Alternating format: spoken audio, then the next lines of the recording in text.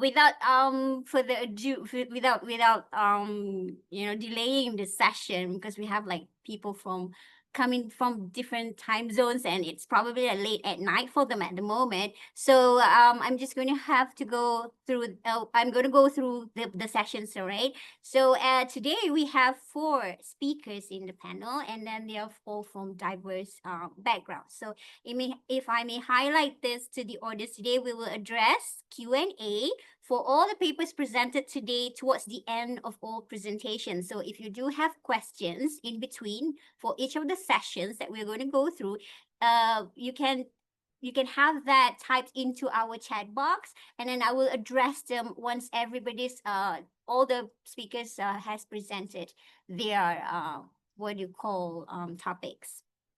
All right, so I will start present my presentation. Sorry. Right. Okay. And it is also like to highlight to the speakers, the other speakers as well. We are running out. We were really like short of time, so we only have like 15 minutes. And then like in between, we will have prompts from our support personnel when the time is up, as you like to the time what you call pacing that we will have throughout the presentation. Right. Okay. So let me start. I am the first presenter. I will share first let me just share my slides, and I'll go through the introduction.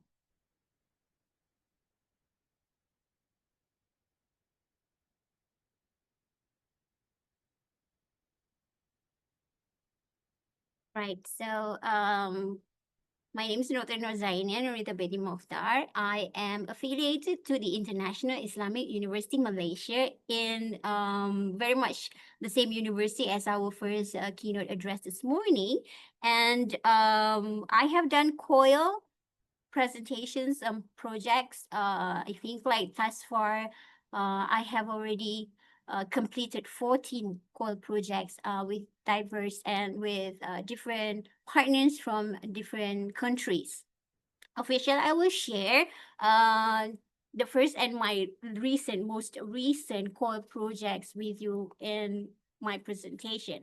So the presentation today is very much like a sharing session of all the things that I have done and the things that I understand on how this can actually work out as a very good pedagogy for our future ready graduates. So let me start with the first one. So quality intercultural, let me just put this here. All right. Quality intercultural education, which is like, I think is a necessity for our, sorry, I'm a bit distracted. Yeah, okay. Right. For our future ready graduates. So basically, give me a second. I'm still trying to adjust this slide. Bear with me, sorry. Right. So a necessity for future graduates, future ready graduates. So some of the things that has already been mentioned earlier by our two what do you call keynote addresses. So I'm here to sort of like share what are the things and what are the things that I have done. So basically what we are looking into is like quality intercultural education, which I think is like very crucial for our graduates these days, because we're looking at a different set of generations, whereby I think like during Professor McDonald's session just now, I have like the person asked about like how do we actually do this in COIL, and then coming from like I am like a digital immigrant. So how do we actually navigate our pedagogical our syllabus, our curriculum with the students who are actually what do you call, what was the term, uh digital, we are digital immigrants, they are digital locals, something to that effect, right? So we're learning when COIL came into the picture, I think like it gives like a very essential competencies in terms of skill and empowering them to be global citizens. So this approach, I think, fosters adaptability, collaboration, and critical thinking, ensuring our graduates are equipped to challenge to actually what do you call navigate themselves in accordance to the challenges within a globalized society. So what is this what is this intercultural education, right? So intercultural education, I think, like as much has been said by the professor, both of the professors this morning, one of the things that I like most about this COIL projects that I've done is like it actually fosters respect and dialogue among students from different continents. So this sort of like it bridges their cultural divides in terms of like the approach is it creates a harmonious global society in the sense of like they respect each other's differences. And then in one of the projects that I've done, we looked into like creating a COIL activity where they talked about social justice. And that is actually a very good and a very beautiful setting whereby each of them actually talks about like what is social justice to them, coming from their own background, coming from their own community, and how do they actually put them together. So the finding of that particular activity was very good because in the sense of like, I think it actually like introduces sort of like, not so much of introducing, so much like highlighting the common values that both participants from different countries actually have. So that was like one of the things that I have what do you call seen, you know, or observe in the students. And then it also like promotes inclusivity and empathy. Where they actually talked about like, okay, the differences, like why is it different, and then like how do they actually navigate those differences into making it inclusive. And they are very empathetic in the ways of like how one perceived each other's cultural background. All right. And then this is like another one that I really like, and it was actually highlighted by the two professors this morning, the self-awareness and communication. So I think like when they actually talk to each other, they become aware and they actually like reflect as to who they are and how do they navigate themselves when when actually interacting with other students or other people from different cultures. So it creates that kind of like an effective interaction kind of a thing where they can actually speak and look into differences and how do they navigate and making decisions. So we're going to talk about that in a bit, about problem solving.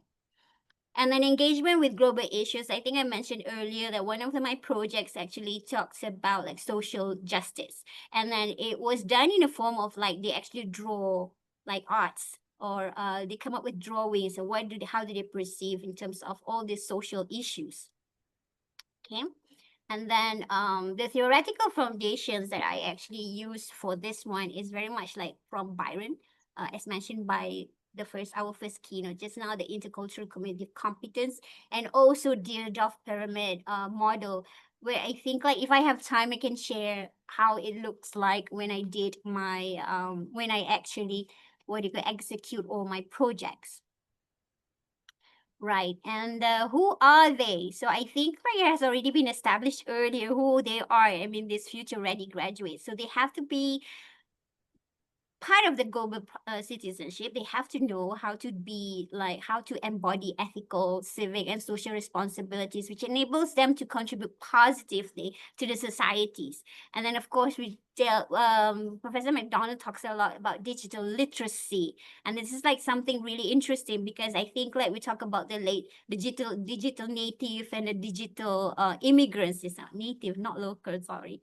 And then we talk about like this is the one that I mentioned earlier, critical thinking and problem solving. So in terms of like how do we actually when we design at least at least when I design those activities for my students and with my partner, we actually look into that what would be the common tasks that we can actually assign them so that it won't be very taxing on the students. And because when they are actually working on these core projects, they already have to navigate the notion that we are strangers, we come from different backgrounds. So the tasks and activities that we construct is very much like easy tasks and easy manageable tasks, of which like both of them are familiar with. So I'll share with you in a bit what I've done. So it looks into the consideration on how they actually do this critical thinking, and then how do they actually solve problems. Like, how do we actually come up with something together as an output of that activity? So they actually came through the discussion, then the notion of negotiating, the notion of like persuading, okay, what do we do? And then decide, okay, how do we put this together? So on and so forth. So that is very good, I think, in terms of them being able to sort of like give them a practice, you know, to tackle complex global challenges effectively when they are out there in the working environment. And the most important thing is also like the cross-cultural skills. So these graduates are skilled cross-cultural collaboration in multilingual communication, essential for success in a diverse environment. So in terms of like the language, right, that I have used the language to mediate this kind of activity is definitely English.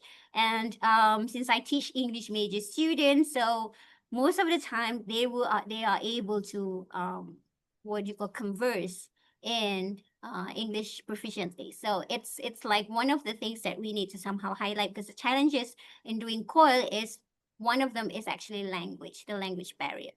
And then the need for intercultural learning. So traditional education system falls short in preparing students for real world cross-cultural interaction. So it doesn't actually work if we were to just give them the theoretical perspective, but they don't have the hands-on experience on how to actually do this. So in order to have that, we need to have this kind of a pedagogy so that we can actually give them that authentic background or authentic scenarios for them to actually practice their skills.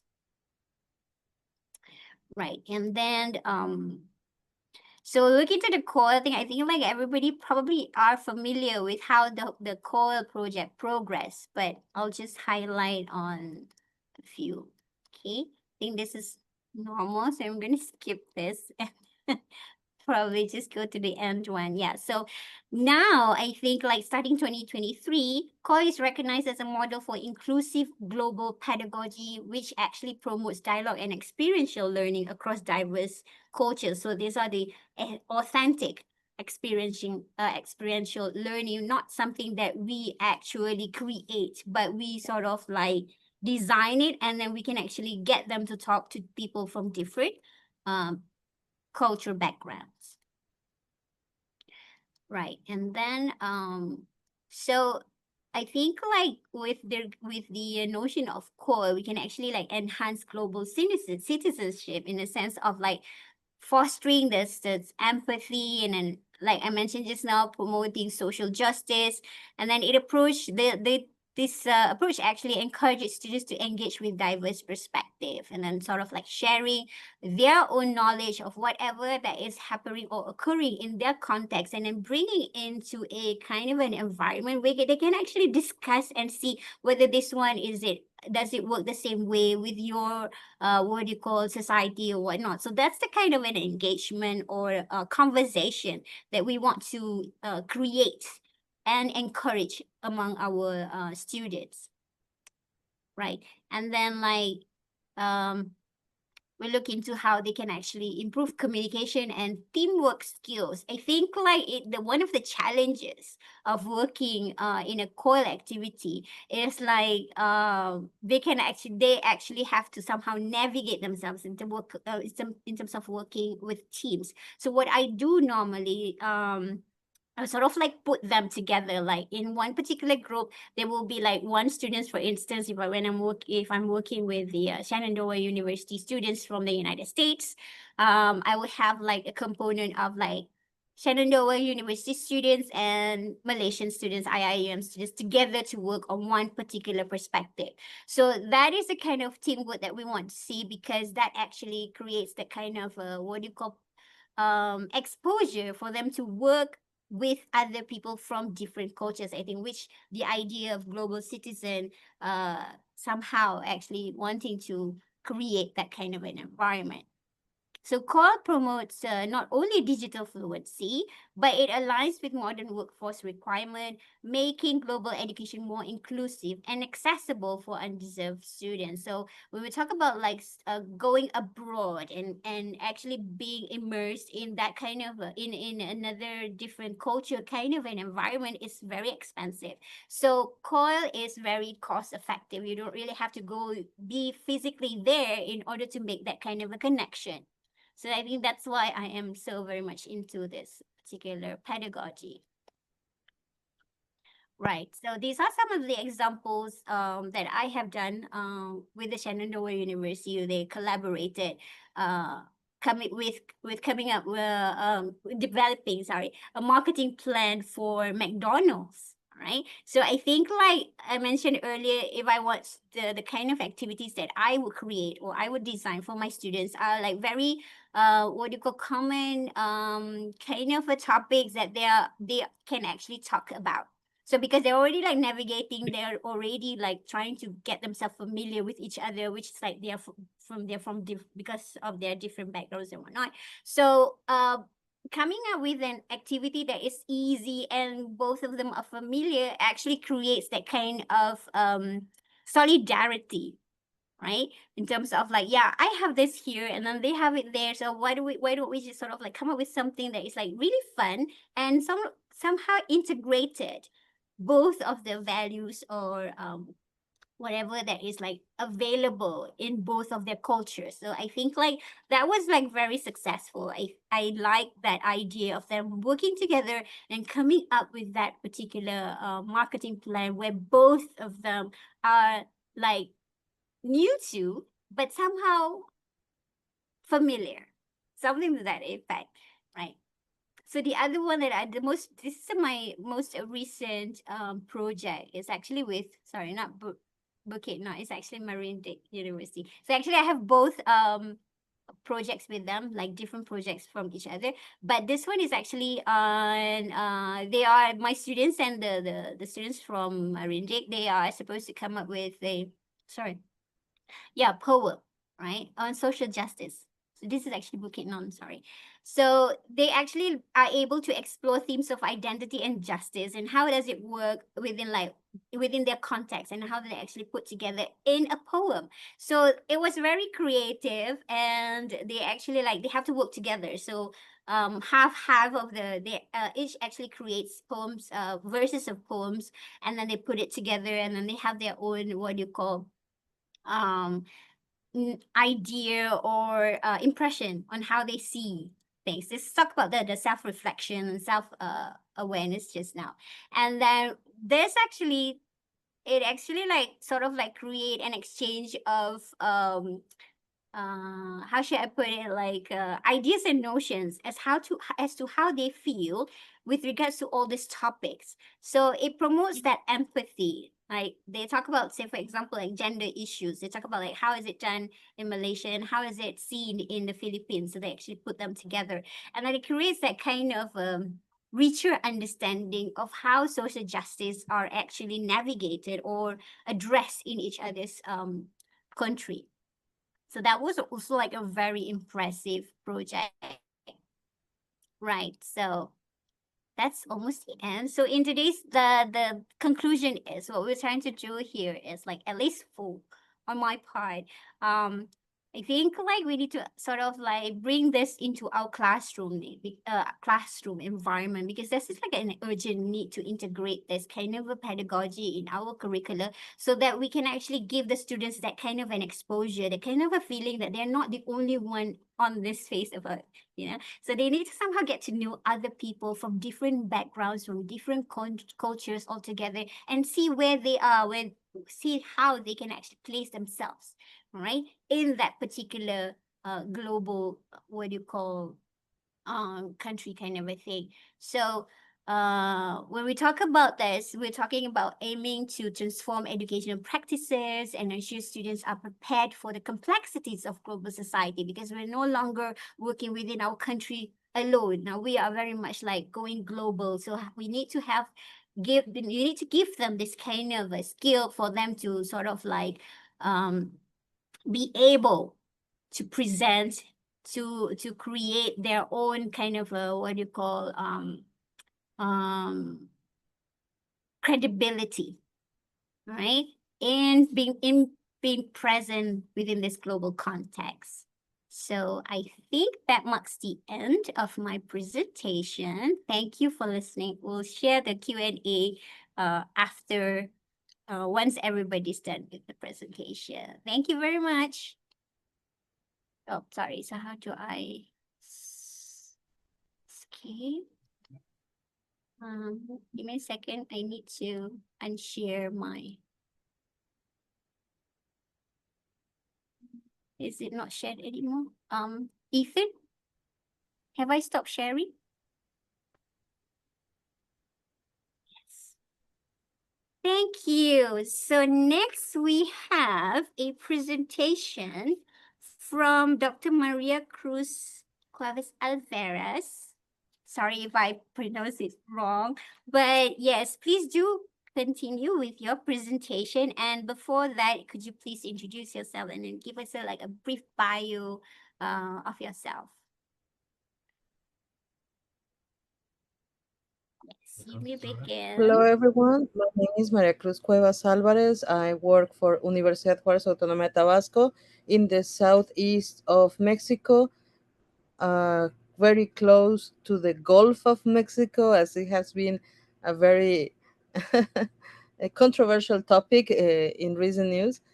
I am a professor and researcher, and my research lines or interest is precisely intercultural communication or a competence, which is a very important a skill or ability to navigate, as our previous presenter was mentioning, in order to navigate with different cultures, because we need to interact with people, we need to talk, do research, socialize, so we need to have certain skills.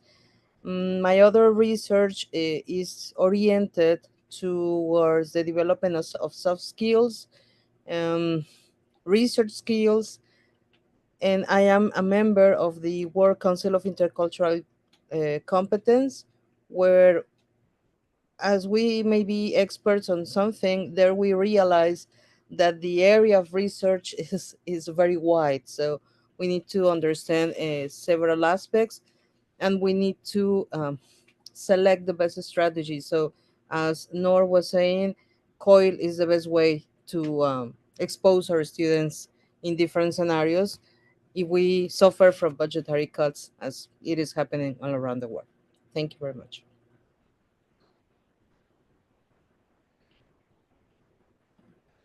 Okay, so I'm going to start sharing my presentation. Can you see it?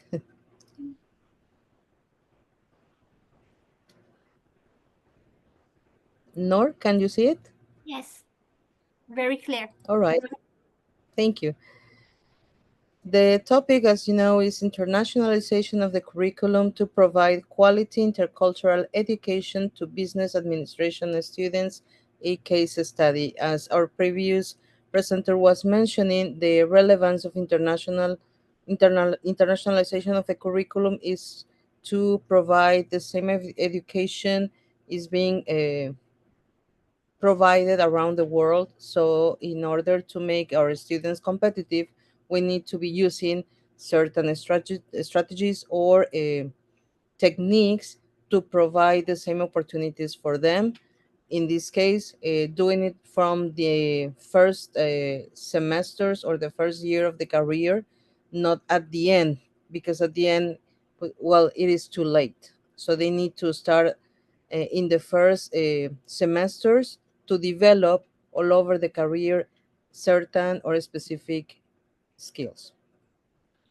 The aim of this research is to characterize the quality of intercultural education through the internationalization of the curriculum strategy in a business administration class for sophomore students to prepare them for an internationalized world. In the 21st century, globalization and technological advancement have radically reshaped societies and labor markets. As a result, higher education must evolve to prepare graduates not only with technical competencies, but with intercultural agility necessary to navigate complex, diverse, and interconnected global environments. What are the core elements of intercultural education?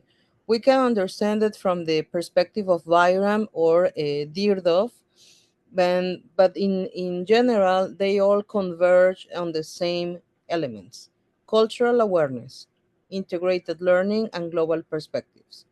Cultural awareness uh, cultivates respect, competence, but also this ability of dealing with cultural diversity. Integrated learning, on the other hand, is a quality of intercultural education where it embeds competencies within formal learning structures while also fostering experiential and reflective learning opportunities.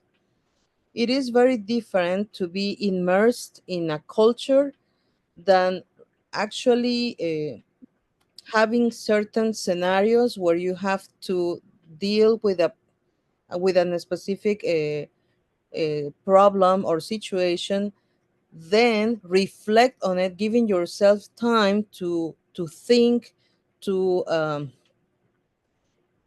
appropriate of what is happening, and then learn from it.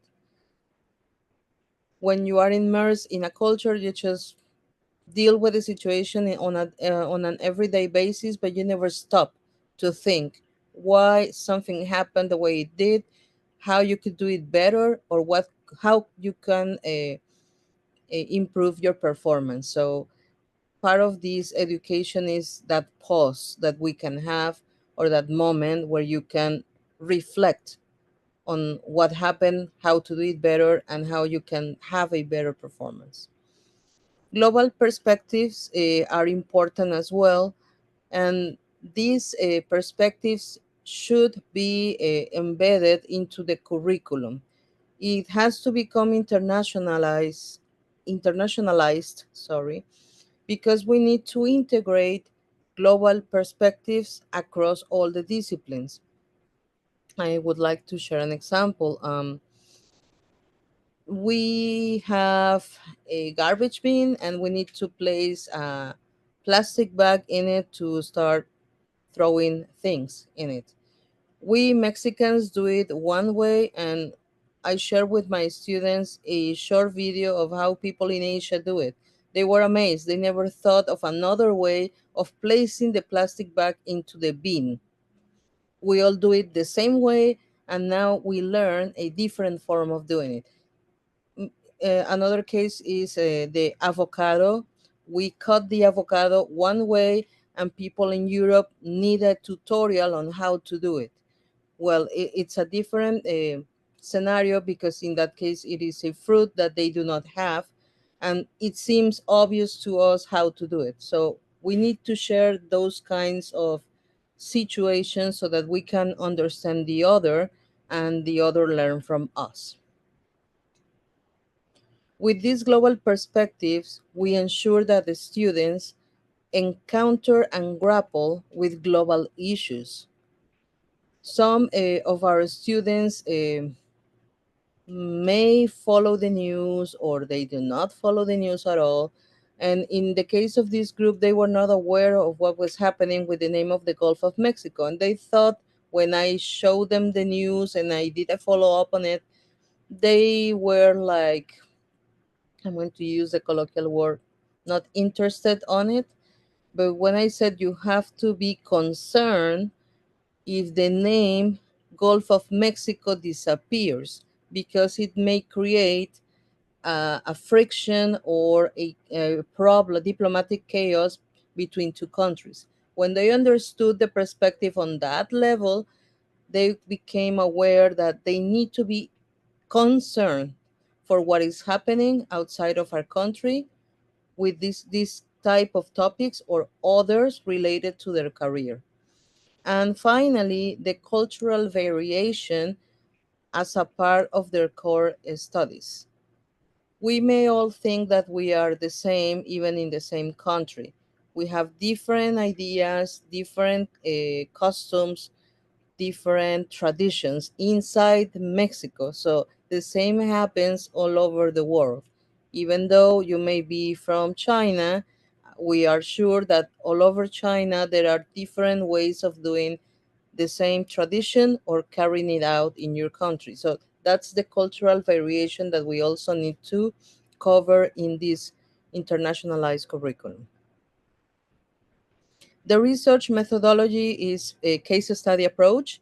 The methodology was implemented using qualitative techniques uh, as literature review and participant observation.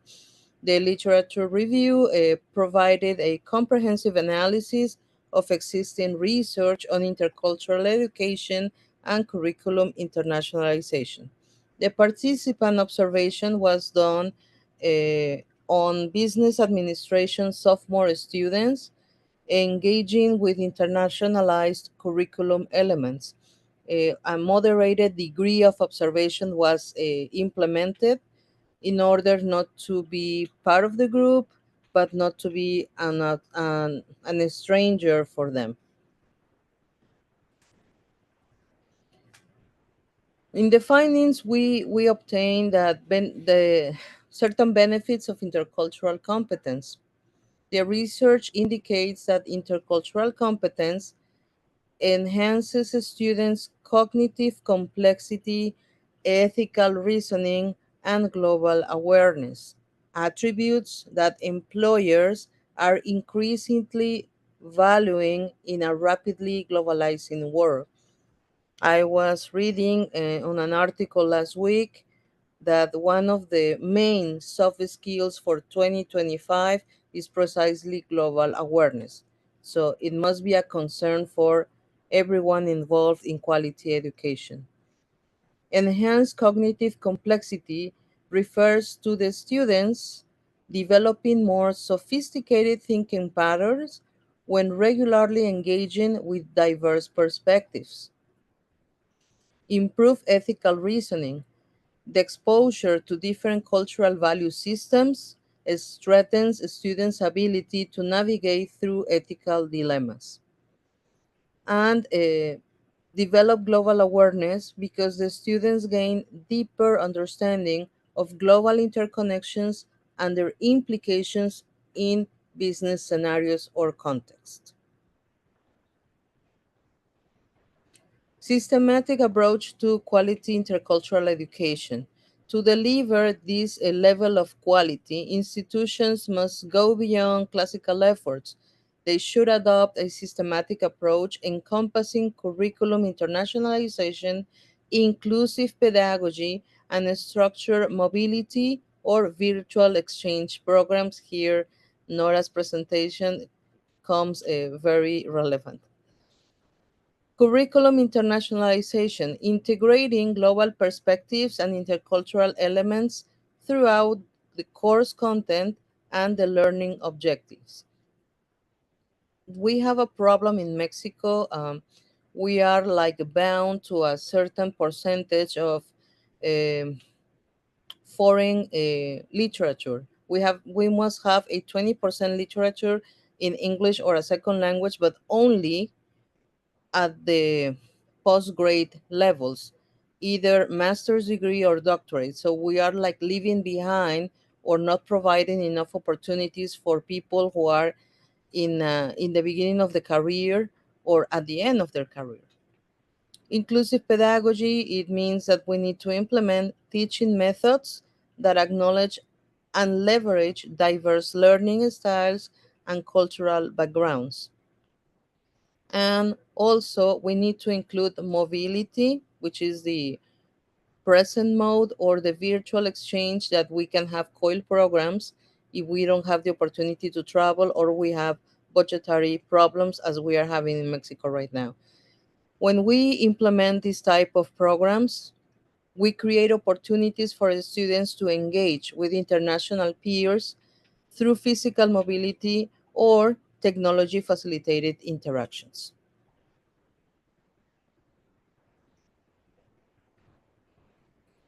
The implementation in business administration, well, we obtained that global business cases were much appreciated by the students, and they felt that they were learning more through these type of activities because we shared global markets, we exposed them to a varied business practices, contexts, and cultural situations and scenarios. And when they see what happens in certain business videos, either formal or extracts from movies, they have the tendency of learning better and appropriating themselves from what they are visualizing and what they have to do, or the way they have to interact in them. Cross-cultural teams, structuring project teams to maximize cultural diversity, simulating real-world international business environments. International guest speakers, bridging global business leaders into the classroom, virtually or in person, to share authentic international perspectives. In this group specifically, we had two guest speakers, one from Tennessee, United States, and the other from London, England. So they felt the difference only in English, one accent different from the other. And when I told them, when you have to listen to a French person or a person from Germany, the English accent is different, and you need to understand the accent of their mother tongue. So those kinds of situations. What are the challenges and opportunities? Challenges: faculty preparedness for teaching intercultural content, assessment of intercultural competence development, institutional resistance to curriculum change, research limitations for comprehensive implementation. Opportunities: enhanced graduate employability in global markets, institutional differentiation in competitive education landscape, development of innovative pedagogical approaches, and creation of global alumni networks. Also, things that we need to consider: the view of the stakeholder, that they need to have a feedback, student assessments to prove that your program is working. We need to have longitudinal research, and we must understand what the career outcomes should be in order for them to be competitive in this new reality. In conclusion, quality intercultural education is essential for preparing graduates who are not only academically proficient, but also culturally competent, ethically grounded, and socially responsible. As higher education responds to the demands of an uncertain and interconnected future, embedding intercultural learning at the heart of educational practice is not optional, it is fundamental. Thank you very much. Thank you for that very enlightening presentation. I have like a few questions, but then again, we'll save it until the last.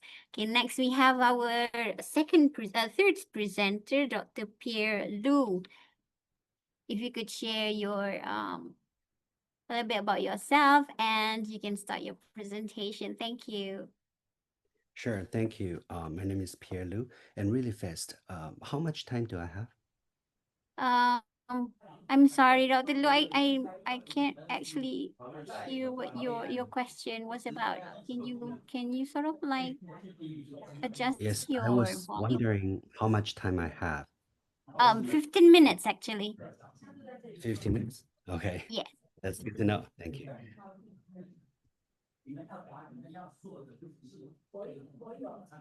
So today, along with Professor Lisa Ng, we're going to talk about AI-generated insights from this COIL I'm sorry, project. Dr. Lu. I think we're losing out on you again. Can you readjust your volume for us?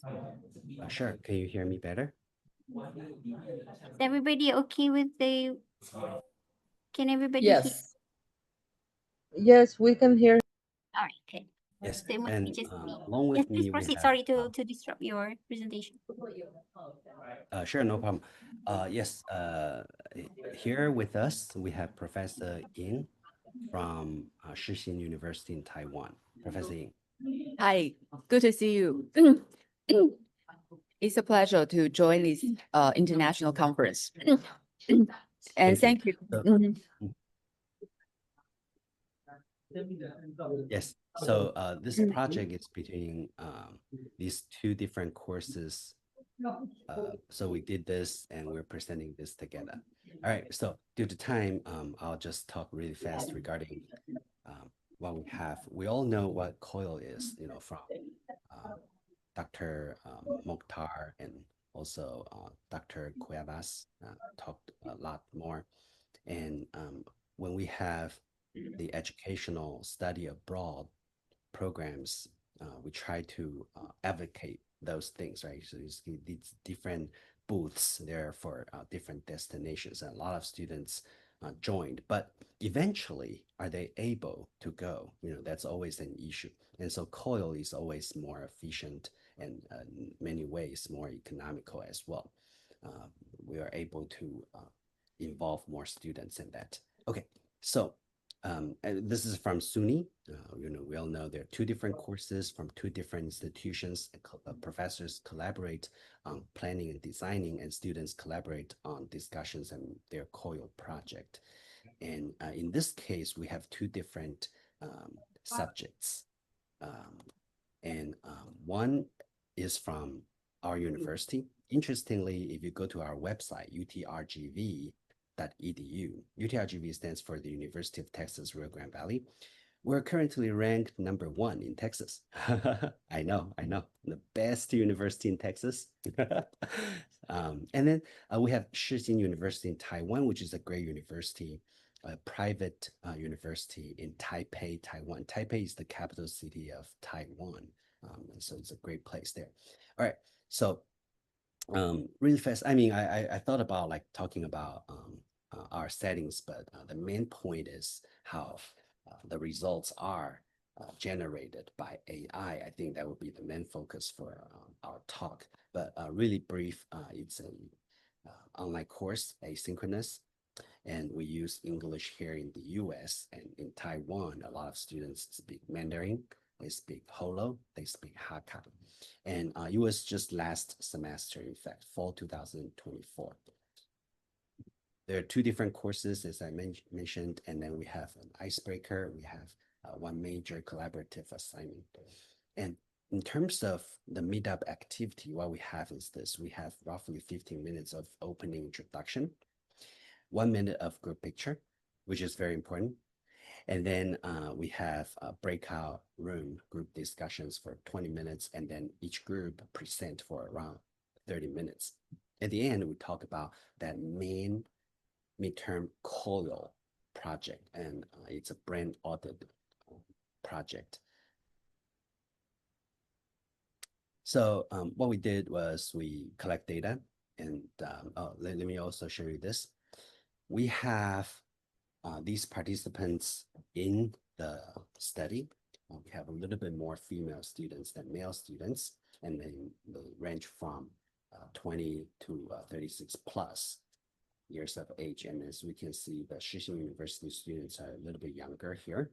And then those at UTRGV are graduate students, and so they're a little bit older here.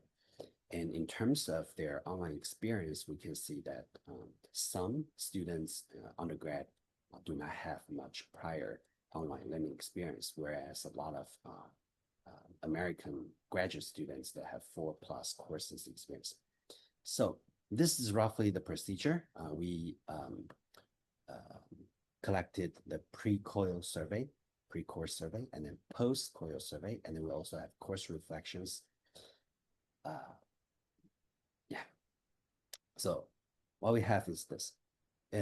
When we look at their past travel experience, we see that those that had prior international travel experience actually rated higher in their COIL satisfaction rating than those that do not have international travel experience before.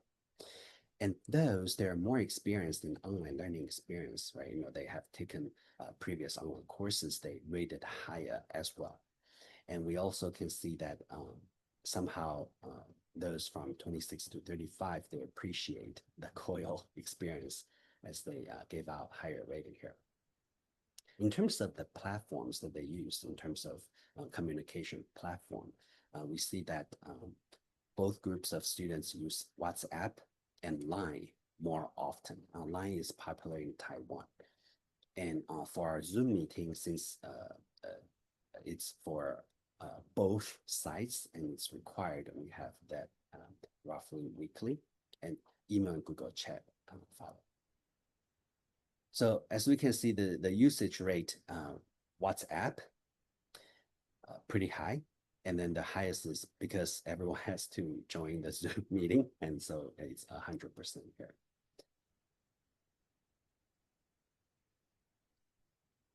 In terms of this data, student emotional transition analysis, we see that there's increase in terms of their excitement from pre-COIL to post-COIL. So after or when the course is concluding, they rated a lot higher. And in terms of their nervousness or anxiety level, it dropped a great deal. Language barrier concerns, initially it was high, but then it dropped a lot. Time management concerns dropped a little bit, and cultural exchange expectations increased a lot here. In terms of cultural competency development, we see that we have a statistically significant increase in all these different cultural competency aspects: cultural awareness, cultural knowledge, cultural sensitivity, cultural empathy, cultural self-awareness, cultural bridging skills, and intercultural confidence. From pre to post, we see the percentage increase. Very, very encouraging for our results. And let's also look at student attitudes. So from pre to post, it's out of 5, right? We see that there's positive changes for all these different attitude measures. They're more interested in cultural interest. They're more confident in communication. Technical proficiency has increased, global awareness, and academic motivation even, right? So it's very good. Okay, now this is just a snapshot. I'll talk a little bit more, but basically in terms of students' learning outcomes from pre-test to post-test, we can see that post-tests are the orange bars, and they increased. So it's very good here, all the way from critical thinking to problem solving. And we also look at their pre-test and post-test comparison in several of the learning indicators here, from pre to post, and their improvement percentage. Cross-cultural communication increased a great deal. Global perspectives followed, and then teamwork skills and technical proficiency and professional knowledge application. Even their problem-solving abilities as well. In terms of some of the assessment methods that we have used, we have cross-cultural communication using a peer evaluation. We also use project completion, and of course, everyone has to complete that project, so it's 100% achievement rate. And we also collected reflection papers, self-assessment, and look at their test completion.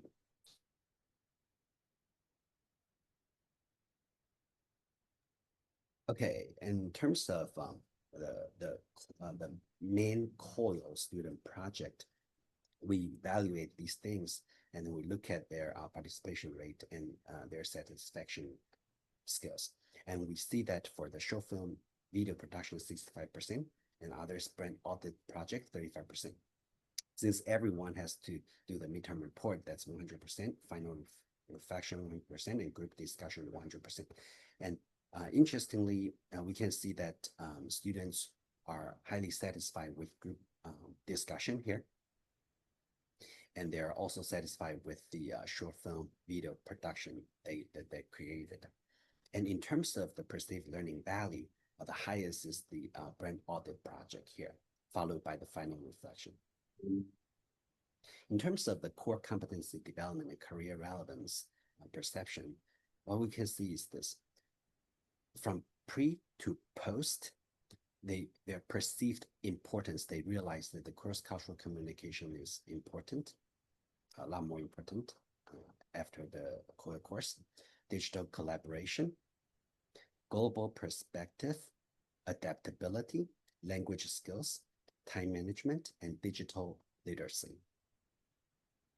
In terms of career relevance perception, interestingly, they believe that cross-cultural communication is key, followed by global perspective and language skills, then digital collaboration.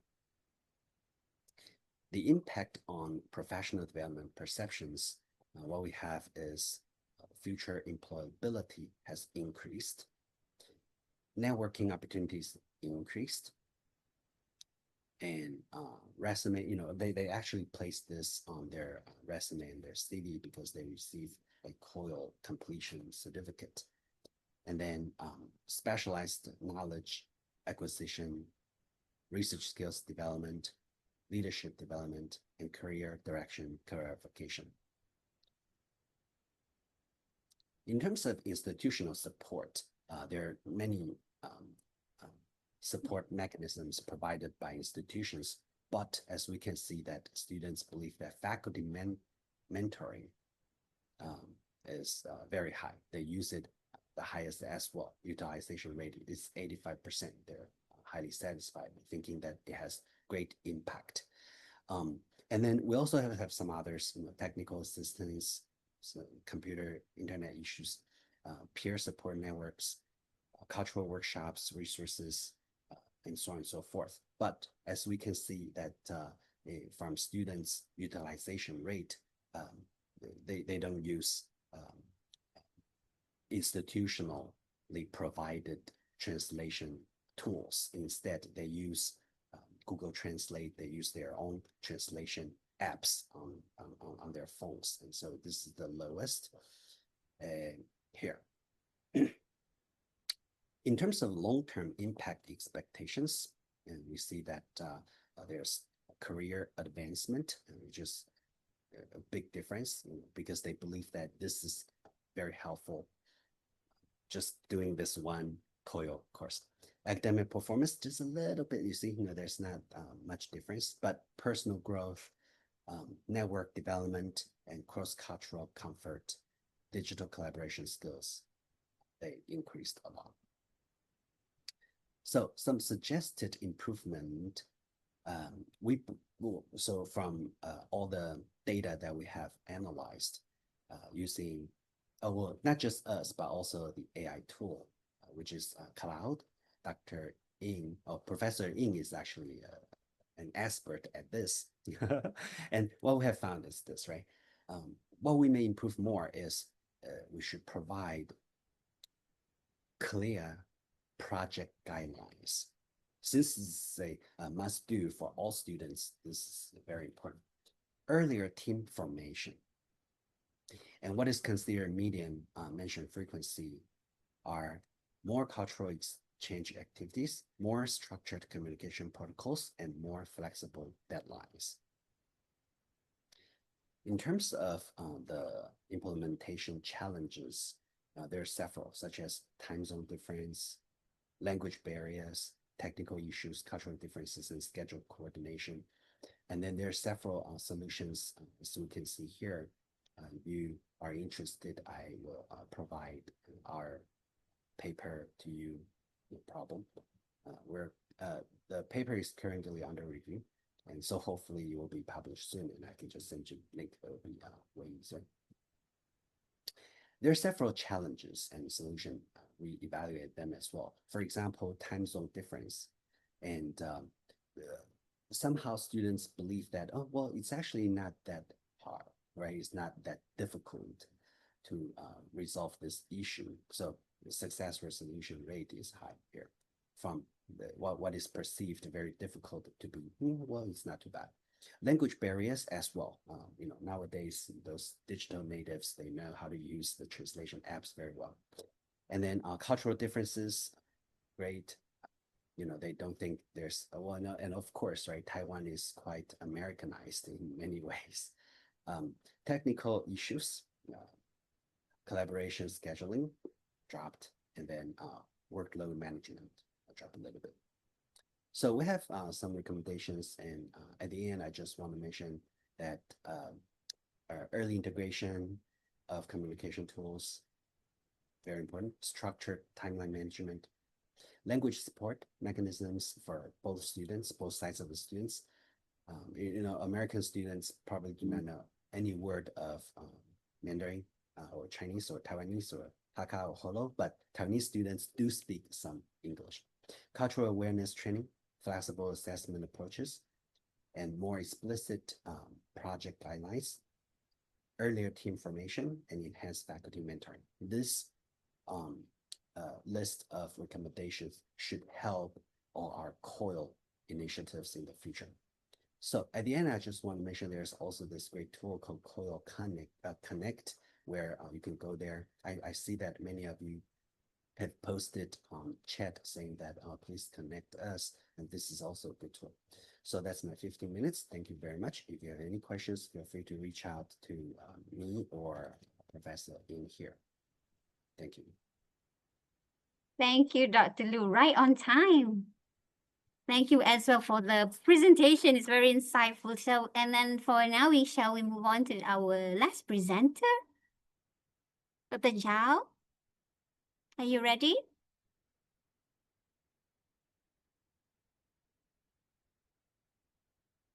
Are you there? I do apologize, but All right. okay. Yeah, I'm trying to. Okay. Yeah, I'm trying to share my PowerPoint here. Okay. Can you Okay. see my screen here? Yep. Good. So if you could share your a brief bio of yourself and then your topic of presentation, you can start. Okay. Good afternoon, everyone. Good evening, everyone. So I'm Dr. Yali Zhao from Georgia State University, but right now I'm in China, within China. And also I have my colleagues from the other institutions, Maple from Honduras, and also Dr. Liu and Dr. Zhang, also from China. So I would see very gladly. So we have participating, collaborating in different ways, in different courses, and I have met the professors before and also after the presentation. And recently I visited Honduras as well to further our collaborations. So from the map here, you can see I'm the head of the International Virtual Exchange Programs at my university, Georgia State University. And also we have COIL collaborations and projects every semester with many institutions around the world. For our current project, so we have, we for professors have been collaborating across, you can see Georgia State University, Atlanta here, and also China. So in the southern areas of China, Hunan University, and also in Honduras, UP and FM. So it's a very complex, but also very fun collaborations. So I would, since we only have limited time, I would do it quickly. So this project, the 3 phases of the V project engaged college students, including undergraduate student and graduate student from USC, China, and Honduras with culturally diverse backgrounds. So students explore the education practices, values, education systems, the role of teachers, and also we discussed some concerned education issues across the globe. And we use AI we created actually AI images. We analyzed some education models, some topics we discussed, and also we did collaborative presentations, and also students, of course, they have a lot of interactions on Padlet and also through other technology platforms.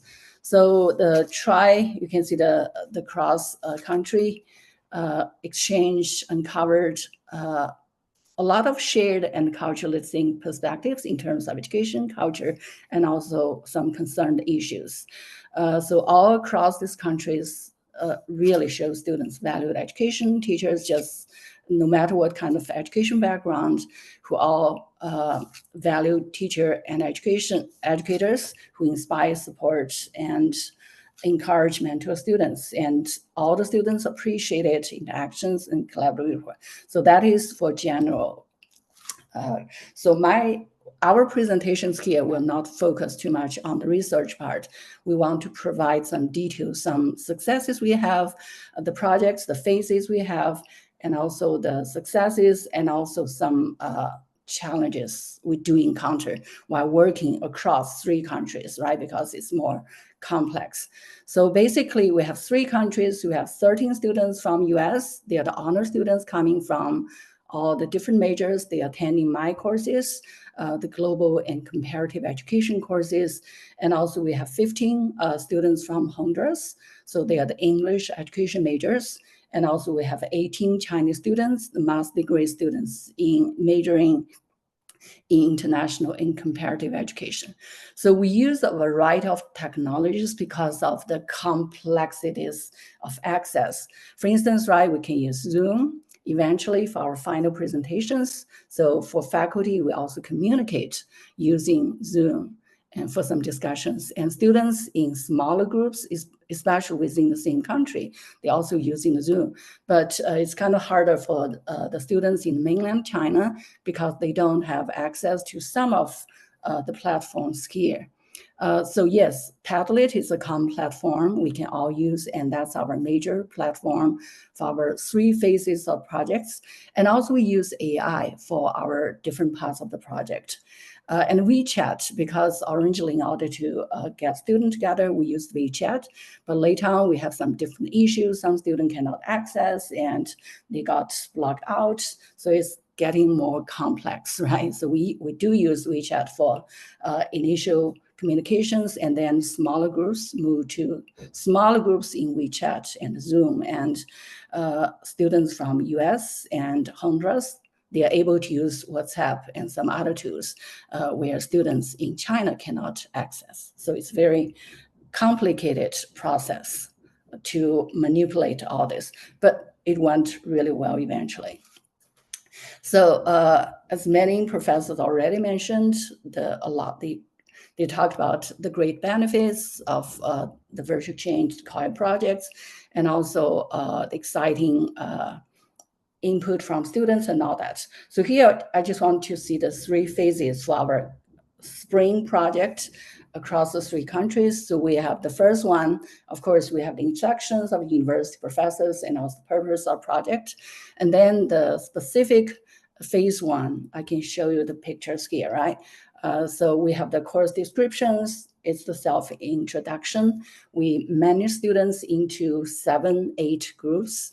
And students, the students is composed of students, 2 or 3 students from each country. And I try to have the American students at the head of the team.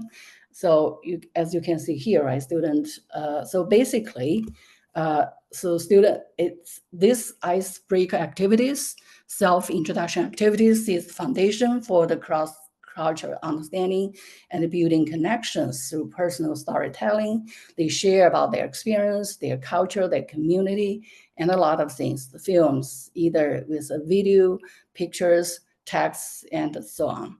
So they create this, introduce, and they have some dialogues, feedbacks to each other. And also of course, they share on the Padlet. We use this as the main project. And also they interact with their small group peers. They read all the postings and comment on each other, and also focus on something they can resonate with. And also, of course, for each project, we also have our guidelines for reflection, for comment, and all that. So this is the phase 1 project. And the phase 2, so we always have the initial pasting and also the communication and comments time. So we have a few days for the students to read and respond. And definitely it's asynchronous because of time, all the different time zones and different schedule and all that. And also for each project, as you can see, we also have different tasks. So like the phase 2 here, they explore education perspectives and teacher aspirations using images, models, and sharing and discussions, right? What American, Chinese, Honduras education looks like based on their teaching experience, learning experience, practicum experience, and also maybe school they attend before. And also we want to learn about the perspectives about teacher. So they create image and find image online if possible, but mostly create their image using AI to symbolize the kind of teachers they want to be or whether they wish to have.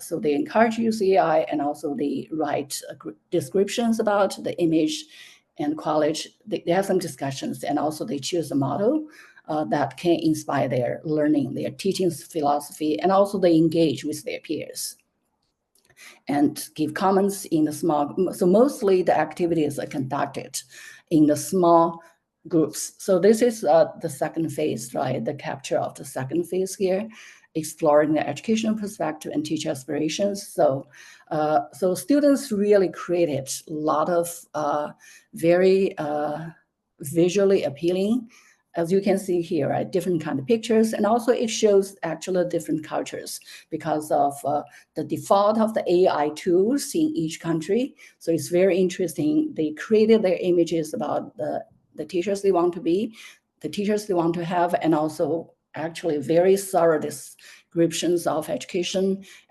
systems, the best practices, and even education issues from K to 12, even college education. So this is a and also they have a lot of responses under each sharing and posting. The third one, phases 2. So it's basically each group will explore a topic, education group, education topic they are concerned about or they want to. So they have to have some discussion, so we have more groups, right? So they kind of more also assigned groups, a little different from the groups we have before, based on their interests of the topics. So these are the 8 topics we have eventually, and they present later on. So this is the very detailed descriptions of the phase 3 project. So students encouraged to use AI and try to explore contemporary education issues through AI and global perspectives. Sorry, the title can repeat it here. So they form their international groups based on the topics. And also students, because of the time zone and also the different time schedule and all that. So we have students collaborate with students from the same institutions first, right? At least 2 or 3. And then they start working with the international peers on I give some topics, but also they can choose their interest topics. And then they find themselves based on email, based on WeChat they use commonly accessible communication tools and platform they prefer. And then they decide topic they decide to work on, and then they also research in their respective countries, and also they collaboratively as small group and also as large group. They do the research and also do the analysis, and then combine their projects through some discussions and also through some Zoom meetings as well. And also, I also have some rules for the research resources, what kind of articles they can find, and we professors also provide some resources in US, in China, and also in Honduras, if possible, right? So we also have students consider some questions. These are some questions they consider.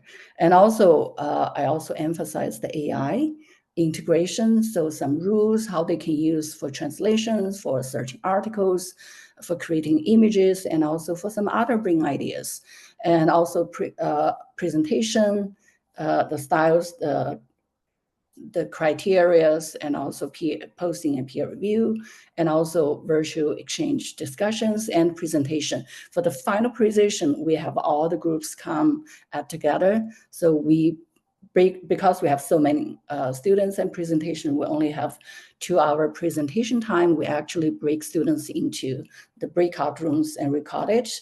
And we have students who record it and also lead some discussion, monitor the time. And eventually, we also have students comment on each presentation, not only their group, but also the other groups, so that they can learn education issues across different countries and also across the different groups. And finally, we also have students, right, from each country submitted their presentation to their professor in case they have some concerns, some issues they don't want to share in public. And we collect these collections as well. So we also have a grading criteria for this project, for this specific phase 3, and also for the whole project in general. So as you can see here, students post some presentations for the group presentations, and later on for the VE presentation, VE experience reflection as well. So since the time, it's kind of, we have limited time. So I'm going to have my partner, Dr. Maple, to kind of very briefly to go through some key points here. Maple, maybe I can just see that. Okay, so you can just see the title here, right? Because we don't have much time. 4 minutes, Dr. Zhao. Yeah, okay, you can go through very quickly here.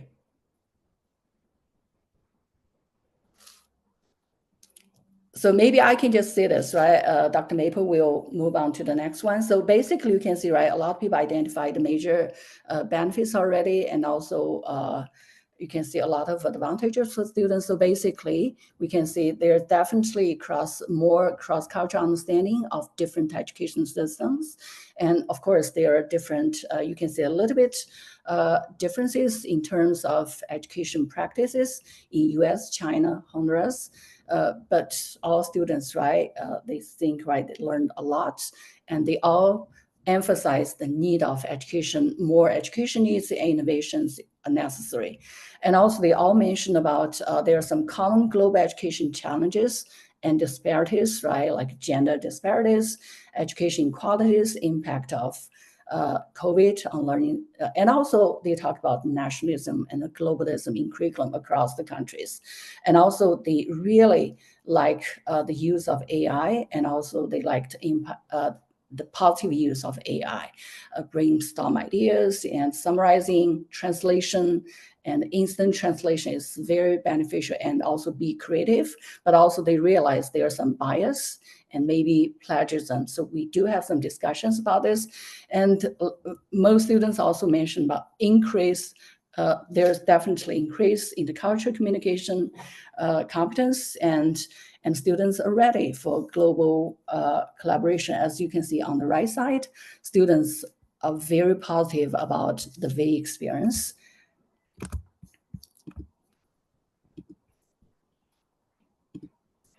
Oh, I'm sorry, so sorry. Cannot see it. Hello. Good morning. Haven't. Good morning. Do you hear me? Yes. Can you still see my screen? Yes, we can see. Yes, hear we you. can. Okay, I think I missed the PowerPoint, right? But it doesn't Sorry matter. about this. Do you think that I can continue with the impact that Yeah, our it students just have the project? let's go quickly. Okay, so Yeah, quickly maybe because just goes. we have a lot of time. Yes, my name is Maybeth Cisneros, and it is great to be here with you. I just want to share some impressions about the VE project from the students who participated in the Trilateral project with USA and with China. So at the beginning, the students said that they broadened the global perspectives because they were fostering empathy and also global citizenship. The students also said that they see themselves as part of the global learning community because they feel that they were working together, they wanted to share all of the knowledge they have, and they got knowledge from each other. Then they enhance readiness for global collaboration. They also said that they deepened the understanding of the policies. They got to know a lot about different reforms in different countries. They got interest in other cultures, other worldviews. They increased the motivation to participate in global education initiatives.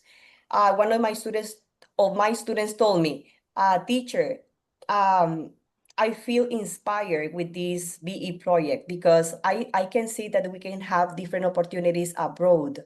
So that is very, very rewarding. And they also said that they increase intercultural communication competence as they are learning as a foreign language, that in this case is English. Our native language is Spanish, so they are improving the language proficiency, the confidence. They are understanding diverse perspectives and experiences. They develop 21st century skills. They develop communication, problem solving. They work together. They develop collaboration skills, empathy, leadership, collaboration. They foster real and lasting cross-cultural friendships. They are still communicating with each other. They talk to each other, messages to each other, so they are getting in touch. They have personal and academic growth. Yes, we can continue with the next one. Yes, they have. They said that this experience is going to stick with them forever because they got personal and academic growth. They work with digital literacy. They use a lot of applications. So they work together. They adapted to each other, to other countries, to other time zones. So it was very nice experience. They learn about different teamwork styles. So they appreciate the different techniques they use in order to have the work done. So it was a project that it was very competitive. So overall, as an overall summary, it was a very great experience for the students. And that makes them grow together and open the minds of the students. So it was very great to work in an international project. Yeah, thank you, Maple. But anyway, because of the time limit, I'm not going to. So just some pictures, as you can see here, are the pictures our student created, and also the models they used for the discussion and all that, right? So, and also another picture to show the kind of education issues and emphasis in each country, and also feedback discussions on the right side here. You can see it's not only one country issue, but also shared by the other country as well. So we have students have very interesting discussions about the inequity issues, the AI education in nowadays, and also many other topics as well. So basically, as you can see across the three countries, yeah, there are a lot of benefits, but also definitely more challenges, right? So especially the time zones, you can see the time conflict, right? Although it's not a dominant complaint, but time zones definitely was considered as a coordinate issue because when you collaborate with students with busy schedule across different time zones and with different tasks, right, it can be really challenged. And also the barriers here. So US students, the communication was made in English, of course, mainly. Although students were able to use the instant translation AI tools to help with collaboration communication difficulties, but still language barriers exist, right? Especially when students from non-native speakers communicate, right? It can be an issue that students mentioned about this, right? So ideally, maybe for some activities, maybe we don't have this issue until the collaborative work for the phase 3 project. The biggest language challenge, right, among mainly between the non-native English speakers, and also an equal workload because of the communication coordination, right?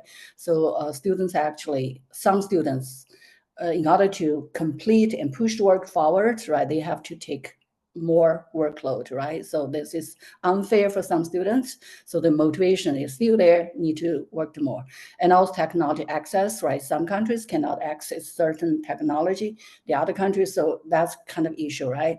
But also students learn that through these frustrations and challenges. They learn what the real life works, and also they learn how to overcome this difficulties in order to make it work. So I think that's also a great learning as well. And also some other recommendations, right? So yeah, we do have some roles, but we need to have more clear roles and responsibilities and better AI training. I did some training in my class, but we do need to for the whole group. And also time, yes, I'm flexible with time, but we do need to have more timeline for deeper engagement. And also some others, right? Definitely good to use AI, technology tools. And also, we do need to have more project social interactions in order to build the rapport and make it work better. And also, you can see students really enjoy the use of AI in whole process. So basically, it's a great experience, and our students really learned a lot from this 3-country collaborations. Yeah, that's all. Thank you so much. Thank you, Dr. Zhao. That was very good. I think like all the presentations today are very insightful and very, very interesting. Thank you. So we shall proceed with Q&A. We only have like about a few minutes, like to be honest. Like we are supposed to stop at 12:45, so like 5 minutes for Q&A. Do we have any questions from the audience? If you have, like, you may raise your hand, the icon, and then I will address the questions. You can address the questions, and then we can ask the presenters to assist with answering those questions. And otherwise, you may also put your cues in the chat box. So do we have any from the audience? Anybody would like to ask questions? Let me check if there's any hands raised. No. Right. Okay, let me check the chat box.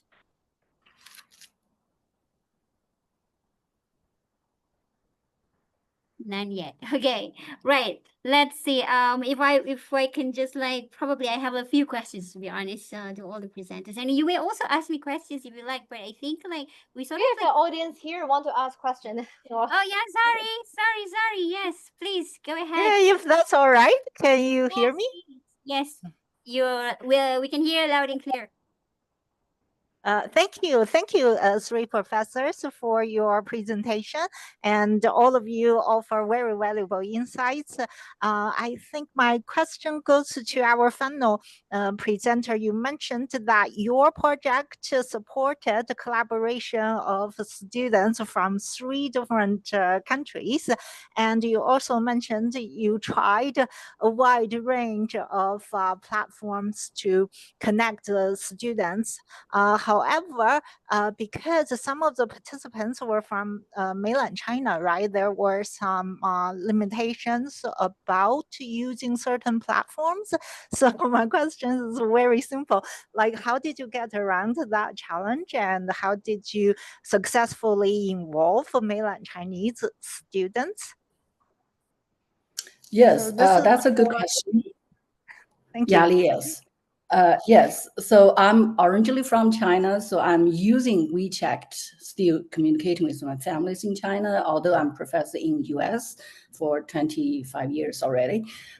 So yes, WeChat, because of the easy access and easy communication, especially, so we try to get students together here because I can respond immediately, right? And also students can see each other, they can share videos and images. It worked really well at the beginning, and then American students, right? Sometimes we don't know whatever, but some students just get blocked out.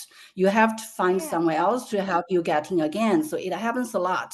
So eventually, but anyway, that's a good process, right? We kind of use our emails, get together, and then so I kind of, for my class, I share the code with my students, so they join into the group I created for the WeChat, and then I share the code to the American professor, to the Honduras professor, and also the Chinese professor, so we can easily get all the students together. But because of the block out issue, right? And then based on the students we have the names for each group. The students will call names and they say, okay, this is group 1. So I have a new code. I created a new WeChat group and just join the code. And then, so that's how students get into the different smaller groups. And when they come to the presentations, all that, the WeChat is not working well. And so students, you can see they use the WhatsApp, but Chinese students cannot use it, right? And then so they use Zoom, and then it's only 40 minutes, and still some people cannot get access. Yeah, it is very complicated, but eventually students always have confidence in the student. They will work it out. That's how we try to help them. Yeah, you can always learn the technology, right? That is why students tried all this different for different purposes, right? Students, and also that's a great way for them to learn the different technologies, right? And the Padlet is a great one. It's free. So that's great to know. Yeah, and also that's the one, our professors, we have many professors using the Padlet, at least for the basic functions, right? So it's free and all the countries can access. So I think that's great. We have a lot of projects on Padlet. Oh, that's very useful. Thank you. So students from mainland China can access and publish on Padlet. Yes, anything, not only the presentation, but the videos, anything you can post on the Padlet. Is there a limitation to the length of videos you can publish on Padlet?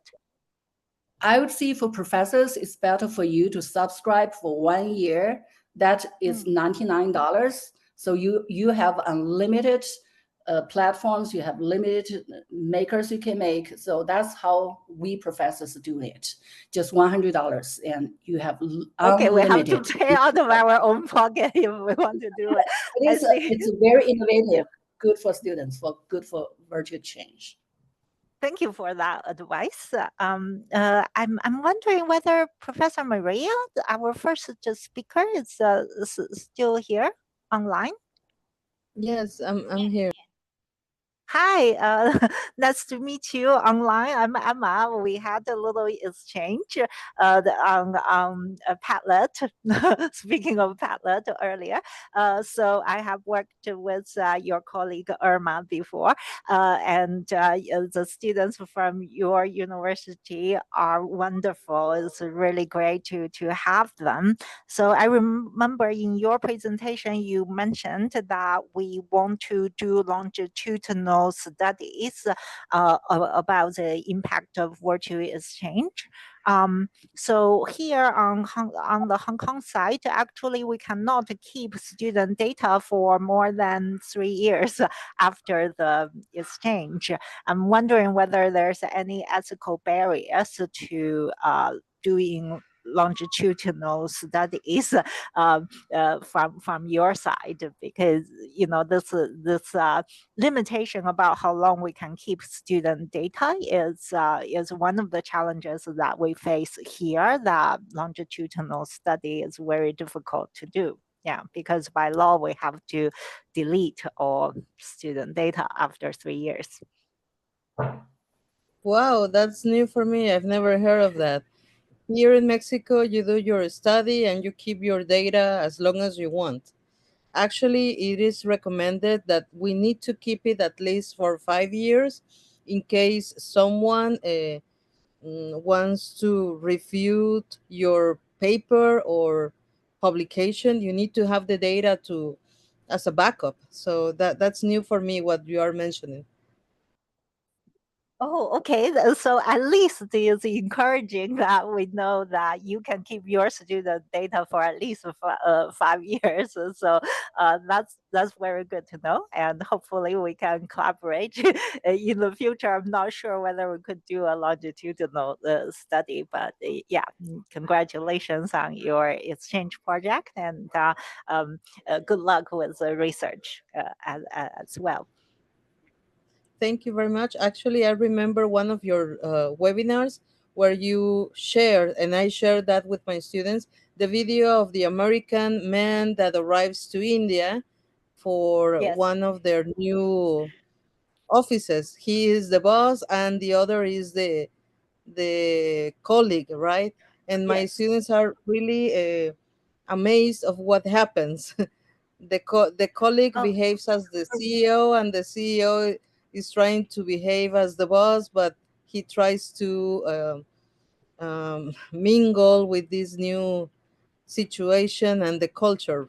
So they are very appreciative of you sharing this video that I've never came across, and I haven't seen the movie yet, but I have it on my list. Oh, the movie Thank you is very- called $1 Billion Arm. You can look it up. I believe it's available. And apart from the scene I shared during the workshop, there's several more intercultural communication scenes that would be good for a cultural exchange class.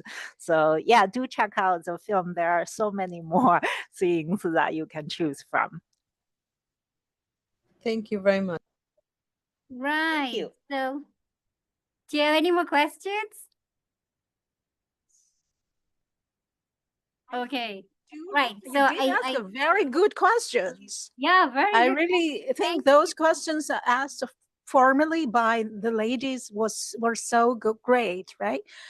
Just want to have one short questions for everyone in here, because with the use of AI nowadays everywhere on Earth, so how could we assess how hardworking are the students? I mean, AI tools are so powerful, right? If we flip the question a bit, I just want to ask, how could we so sure about who is lazy among the class, the students who are lazy? Because the AI is nowadays so powerful. Thank you.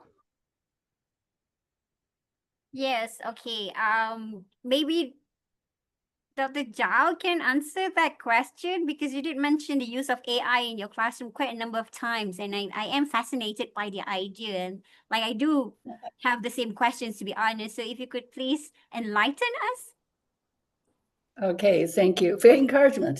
I do include some AI technology in my different classes, because I'm also teaching social studies and different education courses.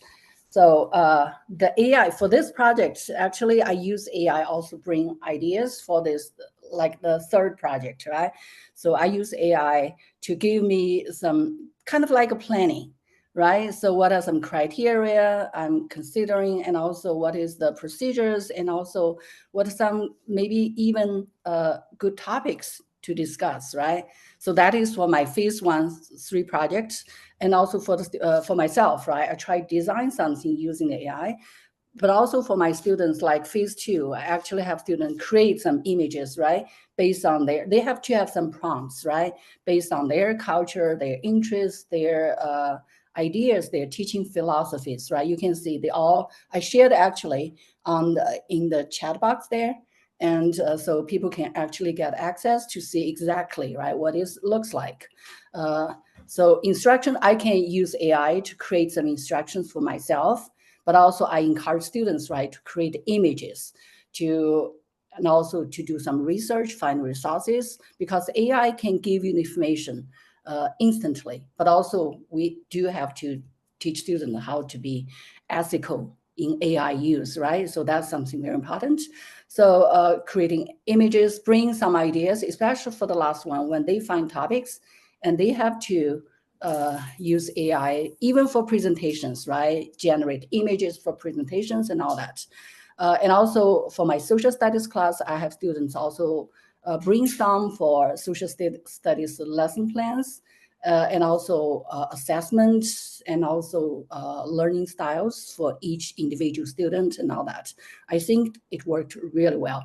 And also for our weekly reading reflections, students not only read and they write reflections, and also based on their reading information, they also generate images using whatever kind of AI tools they can to generate images that can express the ideas, the readings and all that.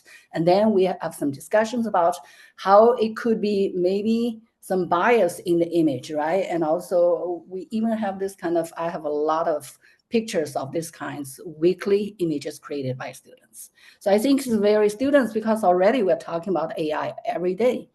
There are so many ways students can be creative, right? Of course, you always have to have some training for the students in order to use it ethically, creatively, and also ideally, of course. Thank you, Professor. Thank you for sharing. Dr. Álvarez, you have a question? Yes. I would like to answer the question of the participant. As Dr. Zhao mentioned, in my case, I encourage my students to use ethically AI. With Gamma, for instance, the presentation that you saw was made with Gamma. Even though it has the option of AI, I investigate the information and I feed the platform only for generating the slides. And that's the same way that I tell my students. You can use it, but do not use the AI because it will invent or generate information that you're not sure that it is based on oh on a source or is fidelity to the information. Also, chat GPT, yes, they can use it, but for instance, you write down 5, 10 lines.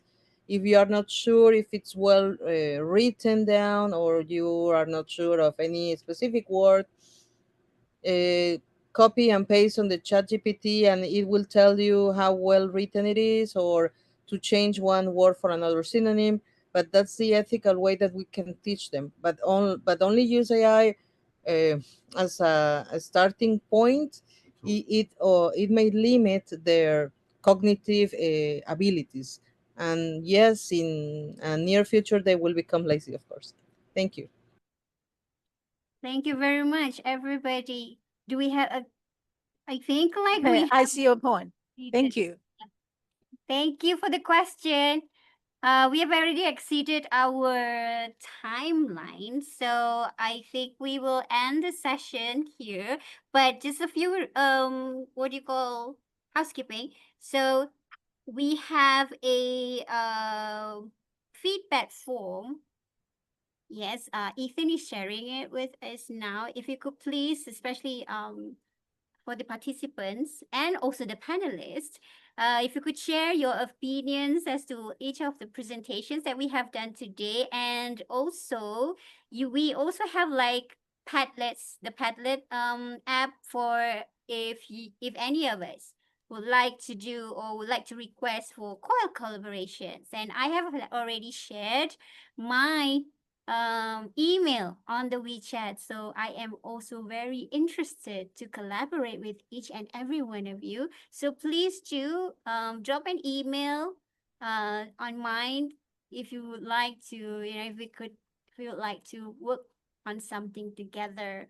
And with that, I thank all the panelists for a very nice, good, insightful presentation. I love all of them. I wish we could talk more about it maybe later on the Padlet. We can share and discuss possible ways that we can actually further enhance our core projects for our students. Thank you very much for today, and please do be reminded we have another session in the afternoon. You can check the schedules online. Thank you very much. Bye-bye. Have a good day, everybody. Same to Thank you, you. Nor. Thank you.